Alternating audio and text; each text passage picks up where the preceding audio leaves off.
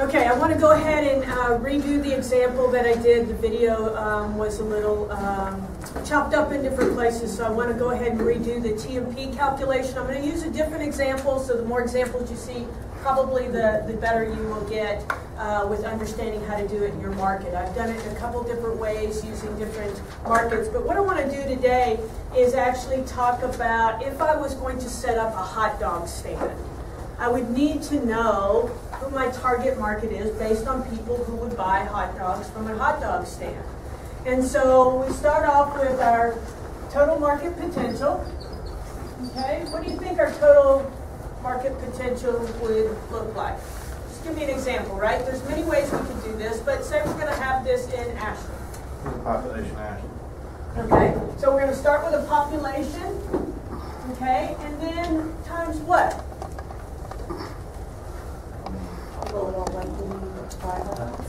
Okay, but I bet you there's some statistics out there somewhere that says how frequently people eat hot dogs. Okay, so let's say that number, so here we've got our frequency of the number of hot dogs people eat. So if we bring this down for simplicity's sake, let's say there's 12,000 people, and that we found out that they eat hot dogs 6 times a year. Right, this is our annual. All right. So now we're looking at a total market potential of 72,000. All right, 7,200, 72,000. Okay. 72,000 what? 72,000 hot dogs. Okay, so now we're not talking about people, we're talking about hot dogs. All right. So then we say, okay, but is everybody going to eat 6 hot dogs that live in Ashland a year? Or even some people going to eat hot dogs? So we're going to look at our sales potential. So what are some of the things that we can look at? Yes, Rich? Number of vegetarians. Number of vegetarians, okay. Okay, can we lump them together for purposes of this? Okay. So we're going to find out of the percentage of people in Ashland who are vegetarians. What percentage is that? 98%. And you know what a vegetarian is, the Indian term for vegetarian is, right? Bad hunter. When you say you're a vegetarian, you're just saying you're a bad hunter. Okay, so what else might be something we consider? So that would you want to point out that it's the opposite of that number or percentage? Well, I want to figure out the number of people that are vegetarians. I would take how many, you're right, I see what you're saying. So we want to figure out how many are vegetarians. So if it's 10%, we can say 90% of the population aren't vegetarians. So that's what we're focusing on. Good point. Okay? What else? I don't know how to describe it exactly, but there are different people eating hot dogs. Like probably people who don't like fast food, who are more like, they like the good kitchen, right? They won't eat fast food. Or Okay, like so how do we classify those people? Foodies. Huh? Foodies. Or people who eat out. Yeah, Or away from home. people with more disposable income. Yeah, maybe. I would say probably not people over $60,000 income. Okay, so the percentage of people greater than 60K, that might take care of that, right? Okay. How many people make 60K? Maybe like for Ashland, if the hot dog is not organic, you will probably don't have the rest because a lot of people here are looking totally at organic food. Okay, so, well, unless you can find a number, you can't. Okay. Okay, organic. What about age? Probably under 40. Okay. So, I definitely Yeah. so people are going to eat hot dogs are going to make less than 60, be less than 40 years of age. No, almost favorite. I think less than 70. Yeah. You got a dad that eats hot dogs too? Darn Yeah, right. that's my dad's favorite meal. Okay, so people less than 70. Is there another end to this? Not really. Yeah, I'm thinking we're not giving kids hot dogs at 6 months, right? No. Okay, so what do we say? Between 3, 2. Are you the kind of parents that are just going to grab a raw hot dog out of the refrigerator and throw it at the kid? No, you're gonna go buy a hot dogs. No. Yeah. Now, are we going to consider who's going to be buying? Yes. Okay. Yeah. But I don't take my kids. Under the age of like 11 or 12, we're going to go buy it themselves. Oh, No, no, right. not buying it, but their parents would buy it, so it's our But target they still market. count. Yes. Okay. So who is going to? What's So that? 3 or Just go 3. 4. No, I would say 3 or like 4. 2. I'd say I'd 4. do 4. Okay, we're going to go with 5. Just to be on the safe side. Walter won today. Okay. Double. So we've got this age group that we need to figure out what age group falls in our population. Okay. What else is something that we may look at?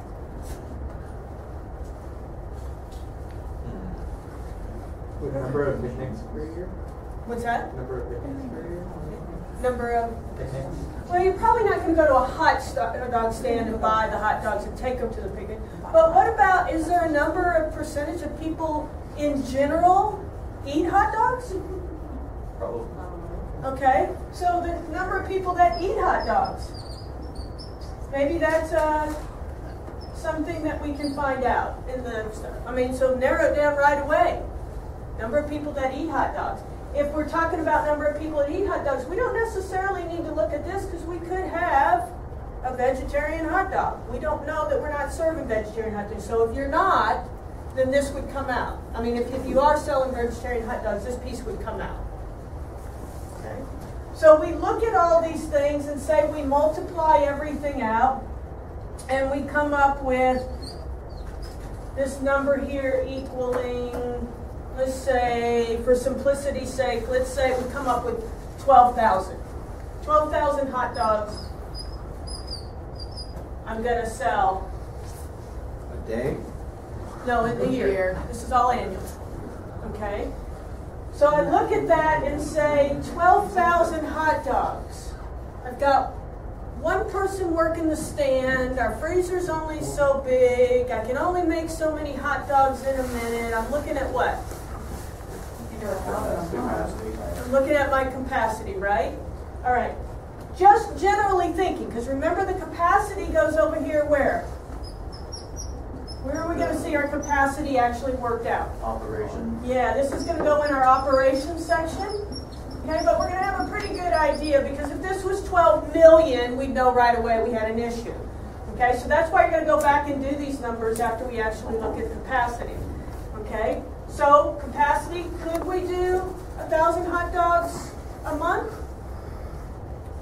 I mean, I don't know. How long does it take to heat up a hot dog and throw some mustard? Well, that's only 33 hot dogs a day. 33 hot dogs a day. So I got to say that 33 people every single day are going to come and buy at least one hot dog from me. Okay, I could probably make 33 hot dogs, but what if I'm only open from 11 to 3? Okay, so we don't know if that's feasible. It all depends on your capacity, which is based on how quickly you can make a hot dog, what your hours that you're open, all of those things. So we can look at this and say, oh, 33 hot dogs a day, I can make 33 hot dogs. Well, maybe I can, maybe I can't. Okay, so we look at what the full capacity is. Now, we're never going to hit full capacity starting off, and we may never hit full capacity. Okay, but if we say, okay, we're only open from 11 to 2, 33 hot dogs. Wow, I can do that. Am I going to do that right away? Probably not hit full capacity. So that's okay. So we're good there. It's not at capacity. Yes? Do we need to specify what capacity is? Yes, that's part of your operations section. Okay? You've got to figure out how long it takes to make a hot dog. Prep it, put it together, cash register it out, do the whole deal. How many, if I'm the only person, can I physically sell? Because it takes a minute. The customer that's standing there looking, oh, do I want this one or do I want that one? They're constantly, and so that's eating into your capacity time. So generally, just like we talk about in restaurants, we can generally say that someone's going to sit at a table on an average of 40 minutes. Some are going to stay longer. You know, that's when that wait person comes by and says, is there anything else? Is there anything else? Because they're not making any money as long as you're just sitting there talking and drinking water. Okay, so what's the average? How quickly can you turn over a table? How quickly can you get the next customer to the line and prepare a hot dog for them? Okay, so it's not a matter of I can slap a hot dog together in 3 seconds and out they go. I've got time. I need to have a conversation with the customer. Like, what would you like? You know, what's the special for today? Well, we've got this, and we just made some new chili, and we did this. So what is truly the capacity? Because you can't just start throwing hot dogs out the window, right? So do you feel like it'd be better to overestimate the amount of time it would take? Because like I've basically figured out how long it takes to make the product, but I didn't count on like how long it would take to process the. Well, just like, yeah, and I think you do need to consider that, because just like I said, with a restaurant, you can't say, I can turn this table over every 15 minutes, right? You're taking the plate away as people are still eating on it as it's going away. You've been in a restaurant like that? Yeah, where I stopped doing my plate next game. It's time for you to go. Then you get the tip. Yeah, so you need to make sure that you're considering truly what the capacity is. Now, if you have a second person who's running the orders up and doing that, and you're constantly making them, that fits into capacity too. How many people are working there? What's the time? How long do you need to spend with the customer?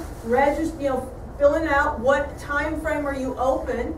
So even if I said I was open from 10 to 2, and it took 15 seconds to make a hot dog, well, I got some other stuff I'm not considering. I really can't do that unless I'm just throwing them out the window. Drive by, we'll just toss a hot dog in your window. Okay? Next time you swing by, toss some money in our window. Okay? It doesn't work out. So capacity is something you really need to look at. Well, when you're looking at repairs, you may say you can do X number of repairs, and if you have a technician in the back that's handling repair after repair after repair, and they're very efficient, and this is how many they can do on an average. Some repairs will take longer than others on computers, right? Yep. But if you're up front and you're dealing with the customer, then your capacity is larger, because you don't have to keep walking away from the repair, helping a customer and going back. All that needs to be considered in your capacity. Now, when we talk about capacity, we're talking capacity at 100%. Given the hours you're open, the number of people, and how long it takes to make the product or service it. Right? Brett, there's probably some average on a shoe sale, right? By the time they walk in, you talk to them about what they need the shoe for, what they're going to be doing, they get on the machine, you run the technology, and guess what? You may spend 2 hours with them, and what?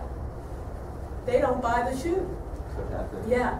But you look at, if it takes approximately 45 minutes for every customer, I have 6 sales reps, and we're open at this time, this is what capacity could be, if it was a perfect world. So we need to make sure whatever this is this within our capacity? If we can make more than this, and this is a very low capacity, what do we need to do? Broaden your target market. What's that? Broaden your target market. Yeah, we need to either broaden the target market, set up a second location, which probably isn't always the best thing to do if we're not making money here, but either we've got too many employees, okay? Something's going on, either if we're not, if the capacity is too low and we can do that and not sustain a business, then you're right. We need to probably broaden the target market, somehow do something with our advertising that pulls people in from farther away, and that would be hard with a hot dog stand. You're only going to drive so far to get a hot dog. Okay? So you can do the discounts and all that, but there's an average distance that people will drive depending on the industry. There's an average distance someone will drive to get their hair cut. There's an average distance of hot bar someone will drive to go to the grocery store. Okay? So depending on what it is there a distance that you'll drive? Okay? If there's something I really need and it's in Grants Pass and it's a specialty thing, I'll drive there. But I'm not going to drive to Grants Pass every single day to get my hair cut unless what? Something special though. Something really special. This person has always cut my hair for the last 15 years, and I'll follow them wherever they go. Okay? But that's an unusual circumstance. So we look at this, and then we say, how many competitors do I have? Direct competitors are more than just people selling hot dogs, but people who are selling something different in a booth, kind of fast food, a little less than the fast food area. You know, we could get some healthy stuff going. It's not mass produced like at some of the franchises. You know, so what is my capacity? So if I look at all of this and say, you know what? I'm going to forecast 5%. All right, so if I forecast 5% here, what am I looking at? What's that? Is it 5% of the 12,000? Yeah, 5% is what I'm going to forecast. What's 5% of 12,000? 600. 600. 600 what? Hot dogs. 600 hot dogs. Okay, so now I've just said, given my capacity, given my competition, I can only take 5% of that. There's a lot of competition. I believe I can at least, and I keep using the word steal, and I know that you guys then started using that in your paper. Please use the word capture instead of steal in your paper. So you could capture 5% of the market. You don't believe you can get more than that. This is a problem. I probably can't sustain and run a hot dog stand only selling 600 hot dogs a year. Like 2 a day. 2 a day. I'm not going to pay the bills, so I'm probably going to not even pay the cost of the hot dog, okay? So what we need to do is go back and refigure this, okay? When you refigure this, it's not a matter of, now, remember I told you what you could do. You could take whatever you need this number to be, and you say, you know what, I've started putting my expenses in my financials. I actually opened them. I started putting my expenses in my financials, and it looks like I'm going to have to sell about 6,000 hot dogs a year. Okay, I'm just guessing. And so you go, wow, I'm nowhere close to that. So I need to make some adjustments. I either now need to start selling vegetarian hot dogs to get that out of there. Okay, I need to maybe look at my age group here. I mean, we're pretty broad as it is. Yes? You could like maybe take the 60K, because if you're like saying I offer special hot dogs, like for me, I don't like hot dogs, but a friend came to me and like, yeah, there's these new shops there offering Mexican hot dogs with guacamole in it and everything. So I was there and I tried it. Yeah. Because it's something special. Yeah. Yeah, so, but I mean, that becomes part of your differentiation between all the other competitors and stuff. So it wouldn't really play into this part of it. But if you got like, I don't know, really good quality and special hot dogs, You think probably this will go people up? over 60K income per year would still buy them. Okay, Because so it's still maybe like we not raise the this. typical cost. Okay, so we raise this to 80. Okay, but I'm just saying, whether that's realistic or not, but those are the things you would have to go back and do. Now, just changing these numbers so that this comes out to 6,000, right? When we decide, you know what, I got to sell 6,000 hot dogs. I'm selling these hot dogs at $5 a piece, anywhere from $5 to $8. They're, you know, fancy hot dogs with the works on them. What is my sales for the year that I need to cover my expenses and start slowly showing a profit as I'm building the business? So there's lots of different things to look at here, because once I do this one time and I can determine what my capacity, what my competition is, what percentage I can take for the sales forecast, and then I go, uh-oh, that's way too low. Now I could have done this, said, okay, wait a minute. I'm going to change it to 15% market share. I'm going to capture 15%. Because in the immediate area where I'm going to be located, I don't think the competition's as tough as I thought. Okay? But when I change this, what else needs to happen? it needs to be reflected in my marketing plan. Okay, because now I need to be a little more aggressive. Okay? What happens when I change this from 60,000 to 80,000? I need to change it in my marketing plan, in my target market. It's now different. Okay? What happens if I change any of these things? I need to make sure it's reflected in my target market. I can't just change these numbers to get what I want and it not be reflected in my competitive analysis or my capacity or any of the other areas. So you can work backwards, but what you have to remember is working with these numbers backwards is okay, but you can't just change the numbers without some research to know what the population is, or then what the percentage of 80 people that are under the 80,000 income. I got to do some research, and then I need to go change all that in my target market. Because if my target market said I was going to concentrate on people from 5 to 25, and I said that's too narrow, I need to broaden that, it's got to go back and change it. So sometimes it is easiest to go ahead and make an attempt at this, that in your mind at that time capacity and the competition appears to be okay, but now you've done a complete competitive analysis and you've done a capacity report after this week for your operations section, right? Well, now I have something to work with. Then I start putting the numbers in, I start thinking about my expenses, and we may get near the end of this paper and you say, you know what? I got to go back. Now that I have all my expenses in there and what I forecast my sales to be, it's not working. I got to make a quick change. Those changes can be relocation to a bigger population. Those changes can be changing age groups, income brackets, location just in the area, not a complete relocation of another city. Then you got to go back and make sure that's reflected throughout your paper. So the whole thing, like I said before, you can't just do one section of the paper and put it aside and say that's done.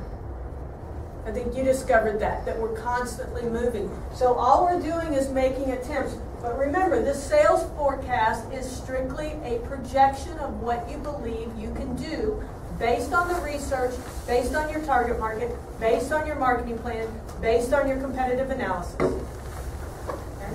So it gives you a starting point. Does it mean you're going to sell 6,000 hot dogs the first year? No, but we've got to make projections to know if we move forward with this business. We need to look at our expenses individually. Are we over costing expenses out? Can I find a different way, a location that's cheaper? Sometimes some of you don't need to be in prime spots where someone driving by. Maybe you can be in warehouse space. So maybe this is all okay. It's your expenses that need to change. I have to look at my office with 3 different upper management people, and I went, oh, that to be able to afford to pay them. Yeah.